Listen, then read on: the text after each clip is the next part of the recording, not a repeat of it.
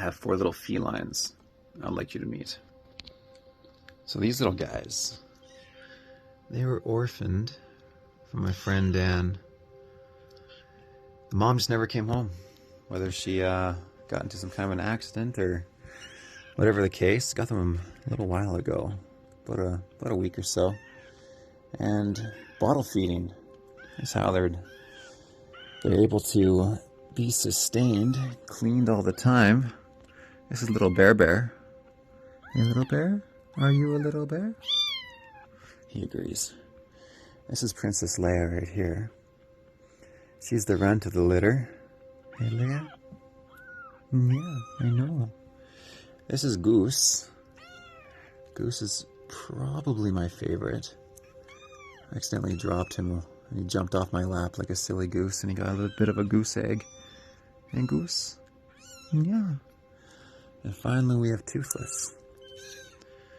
Toothless, just like the Night Fury from How to Train Your Dragon. Oh, Bear's pumped. He literally attacks the bottle. He will just annihilate that thing once he gets it in his mouth and he gets his little paws in there. Just clamps down like a bear. But yeah, I got another 5 times a day, half an hour to 45 minutes a session. And got to do that for another, week and a half or so before they get into solid food. And they can take care of business.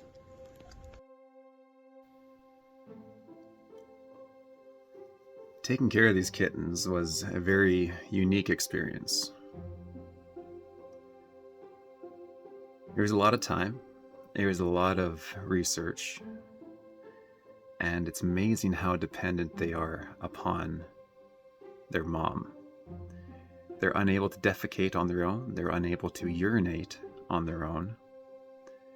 They basically need to be equalized in every single way. So it was a big investment, and there was times where I didn't think they were going to make it. I mean, the first time that I saw them, it was 2 days since they have seen their mom, and they were dehydrated, they were starving, and it was so incredibly sad to see these little life forms that are completely codependent just be born into this place of darkness. They didn't even have their eyes open. And I felt compelled that I just had to provide for them. So I took them home. And I didn't know what I was in for. There was a lot. But this was the first time that they felt grass on their little feet. And they got to experience what the outdoors are like. And they always just wanted to be close. They would never wander that far. If anything, they would gravitate towards me. And they were also quite the team. They were always together. And they were pretty good at playing with one another. Very good at cuddling. Keeping each other warm.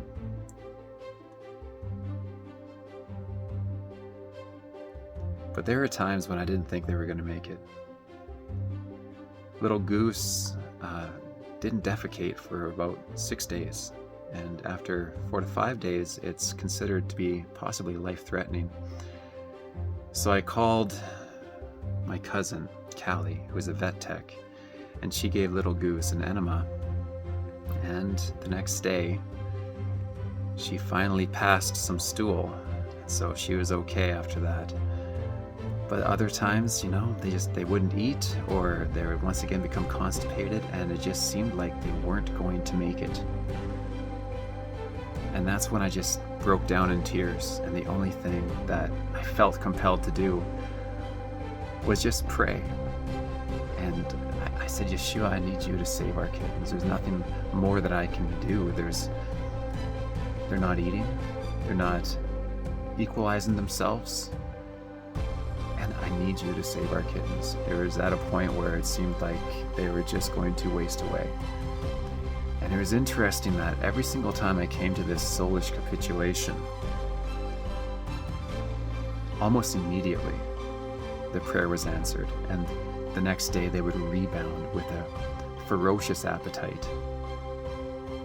And once again, they would be balanced. All 4 kittens found good homes. 2 of them actually got to stay together. Princess Leia and Little Panther right there. They get to be together in their home. And Little Bear, he went to a good owner as well, who suits him extremely well. And I do believe that they're all going to thrive the way that they were designed to. All credit to Christ